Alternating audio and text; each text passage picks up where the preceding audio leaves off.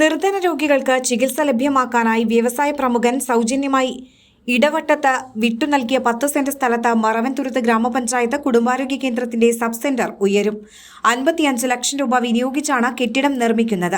നിർധന കുടുംബങ്ങൾ ഉൾപ്പെടെ തിങ്ങിപ്പാർക്കുന്ന ഇടവട്ടത്ത് നിന്ന് 2 കിലോമീറ്റർ അകലെയാണ് കുടുംബാരോഗ്യ കേന്ദ്രം.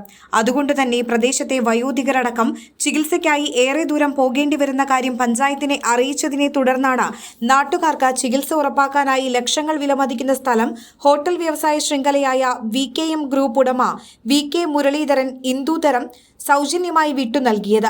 സഹകരണ ദേവസ്വം വകുപ്പ് മന്ത്രി VN വാസവൻ ആശുപത്രി സമുച്ചയത്തിന്റെ ശിലാസ്ഥാപന കർമ്മം നിർവഹിച്ചു.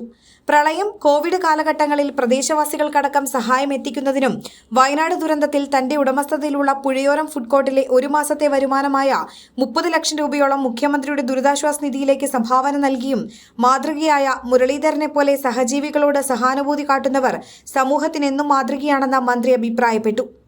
ജീവകാരുണ്യ പ്രവർത്തനത്തിന്റെ ഭാഗമായി തന്റെ വരുമാനത്തിൽ നിന്നും ഒരു നിശ്ചിത തുക പ്രദേശത്തെ 20ഓളം നിർധനർക്ക് എല്ലാ മാസവും പെൻഷനായി മുടങ്ങാതെ അദ്ദേഹം നൽകി വരുന്നതടക്കം നിരവധി ജീവകാരുണ്യ പ്രവർത്തനങ്ങളും അദ്ദേഹം നടത്തുന്നുണ്ട്.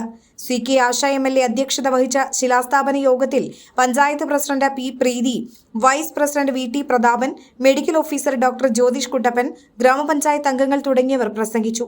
പ്രദേശവാസികളടക്കം 100 കണക്കിന് പേർ ചടങ്ങിൽ പങ്കെടുത്തു. ഞാൻ ഓർക്കുന്നു, നമ്മുടെ മെഡിക്കൽ കോളേജിൽ ഒരു ഘട്ടത്തിൽ പനിച്ച് വിറച്ച് 100 കണക്കിന് രോഗികൾ കിടക്കുമ്പോൾ അദ്ദേഹത്തിൻ്റെ ശ്രദ്ധയിൽ പെടുത്തിയപ്പോൾ ഒരു ലോഡ് പുറപ്പാണ് അന്ന് അദ്ദേഹം മെഡിക്കൽ കോളേജിലേക്ക് ബോംബെയിൽ നിന്ന് ഞങ്ങൾക്ക് അയച്ചത്. ഞാനിപ്പോഴും ഓർക്കുകയാണ്. അഭയം ചാരിറ്റബിൾ സൊസൈറ്റി ഞങ്ങൾ ആരംഭിക്കുമ്പോൾ ആദ്യത്തെ ആംബുലൻസ് യഥാർത്ഥത്തിൽ അദ്ദേഹത്തിൻ്റെ കൈനീട്ടാണ്. ആ ആംബുലൻസ് ഇപ്പോൾ 7 എണ്ണം ഉണ്ട്.